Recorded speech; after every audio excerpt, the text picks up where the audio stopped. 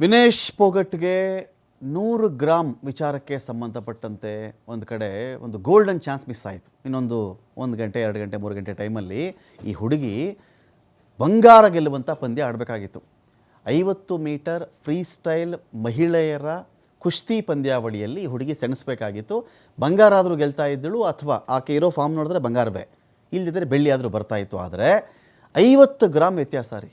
ಆ ಹುಡುಗಿಯ ದೇಹ ತೂಕದಲ್ಲಾದಂಥ 50 ಗ್ರಾಮ್ ವ್ಯತ್ಯಾಸ. ಟೋಟಲ್ಲಾಗಿ 50 kg 150 ಗ್ರಾಮ್ ಇರೋದು ಈ ಹುಡುಗಿ ಇವತ್ತಿಗೆ. 50 kg 100 ಗ್ರಾಮ್ವರೆಗೂ ಒಂದು ವಿನಾಯಿತಿ ಇತ್ತು.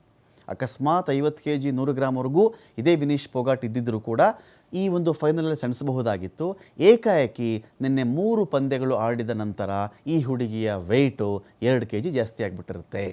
2 kg ಜಾಸ್ತಿ ಆದಮೇಲೆ ಇಲ್ಲಮ್ಮ ನೀನು 50 kg ಬಂದು ನಿಂತರೇ ಇದಾಗೋದು ಅಂತ ಹೇಳಿದಾಗ, ರಾತ್ರಿ ಎಲ್ಲ ಸೈಕ್ಲಿಂಗ್ ಆಗಿದೆ, ಸ್ಕಿಪ್ಪಿಂಗ್ ಆಗಿದೆ, ಎಕ್ಸಸೈಸ್ ಆಗಿದೆ, ಎಲ್ಲವೂ ಕೂಡ ಆದರೂ ಕೂಡ ಈ ಹುಡುಗಿಯ ತೂಕ ಫೈನಲಿ ಇಳಿದಿದ್ದು 1 kg 850 ಗ್ರಾಮ್ ಮಾತ್ರ. ಅಕಸ್ಮಾತ್ ಇನ್ನು 50 ಗ್ರಾಮ್ ಇಳಿದುಬಿಟ್ಟಿತ್ತು ಅಂತ ಅಂದ್ಕೊಳ್ಳಿ.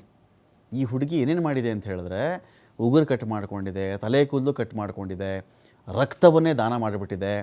ರಕ್ತವನ್ನೇ ದಾನ ಮಾಡಿದ್ರು ಕೂಡ ಆ ವೆಯ್ಟ್ ಬಂದು ನಿಂತಿದ್ದು 50 kg 150 ಗ್ರಾಮ್ಗೆ. ಇನ್ನು 50 ಗ್ರಾಮ್ ಕಡಿಮೆ ಆಗಿಬಿಟ್ಟಿದ್ದರೂ ಕೂಡ ಈ ಹುಡುಗಿ ಹೊತ್ತಿಗೆ ಫೈನಲ್ಗೆ ಕ್ವಾಲಿಫೈ ಆಗ್ತಾಯಿತ್ತು.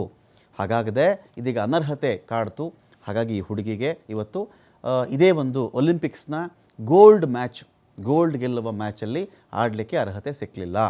ಒಂದೇ ರಾತ್ರಿಯಲ್ಲಿ 1 kg 850 ಗ್ರಾಮ್ ತೂಕ ಇಳಿಸ್ಕೊಂಡ್ರೂ ಕೂಡ ಸಾಲಿಲ್ಲ.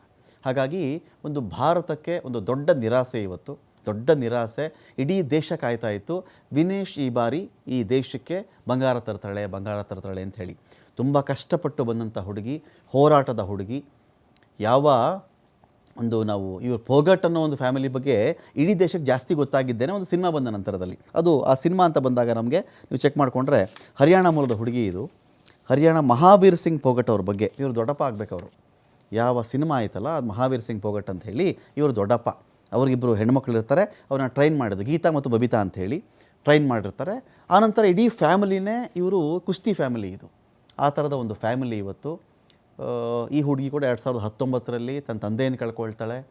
2021ರಲ್ಲಿ ಅಂಕಿತಾ ಅಂತ ಇನ್ನೊಬ್ಬ ಕಸಿನ್ ಕಳ್ಕೊಳ್ತಾರೆ ಇವರು. ಸೊ ರಿತಿಕಾ ಅಂಥೇಳಿ ಎಲ್ಲ ಕಳ್ಕೊಂಡು ಸಾಕಷ್ಟು ಹೋರಾಟ ಮಾಡಿ ಕುಸ್ತಿ ಫೆಡರೇಷನ್ ಮೇಲೆ ಸಾಕಷ್ಟು ಸೆಣಸಿ ಎಲ್ಲ ಆದಮೇಲೆ ಈ ಸ್ಟೇಜಿಗೆ ಬಂದಿತ್ತು ಹುಡುಗಿ.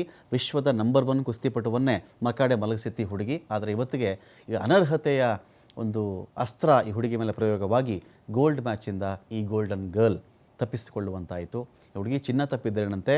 ಈ ಹುಡುಗಿ ಚಿನ್ನ ಕಡೆಗೆ ನಾವು ಯೋಚನೆ ಮಾಡಿಕೊಂಡ್ರೆ ಒಂದು ಹಳದಿ ಲೋಹದ ತುಣುಕು, ಏನೋ 1 ಗ್ರಾಮ್ ಇರಬೇಕು. ಇವಾಗ ಮೊದಲೆಲ್ಲ 100 ಗ್ರಾಮ್ ಕೊಡ್ತಿದ್ರಂತೆ ಒಂದು ಕಾಲಕ್ಕೆ ಗೋಲ್ಡ್ ಮೆಡಲ್ ಅಂತ ಹೇಳಿ. ಇವತ್ತು ಅದನ್ನು 1 ಗ್ರಾಮ್ಗೆ ಇಳಿದಿದೆ ಅಂತ ಹೇಳ್ತಾರೆ. ಇರಲಿ, ಗ್ರಾಮ್ ಎಷ್ಟಾದರೂ ಆಗಲಿ, ಒಂದು ತುಣುಕಷ್ಟೇ. ಆದರೆ ಈ ಹುಡುಗಿಯ ಹೋರಾಟ, ಪರ್ಫಾರ್ಮೆನ್ಸ್ ಮತ್ತು ಈ ಹುಡುಗಿಗಾದಂಥ ನಿರಾಶೆ, ಈ ಹುಡುಗಿಯಾದಂಥ ದುಃಖದ ಒಂದು ಇಡೀ ಅನುಭವ ಇಡೀ ಭಾರತಕ್ಕೆ ಆಗ್ತಾ ಇದೆ. होने पर मैं एक वक्तव्य देना चाहता हूँ. भारतीय रेसलर विनेश फोगाट को तय कैटेगरी में ज़्यादा वजन 100 ग्राम होने की वजह से पेरिस ओलंपिक से बाहर होना पड़ा है. विनेश 50 kg की कैटेगरी में खेल रही थी. स्पर्धा के लिए विनेश का वजन 50 किलोग्राम होना अनिवार्य था. UWW के नियमों और विनियमों के अनुसार सभी प्रतियोगिताओं के लिए सब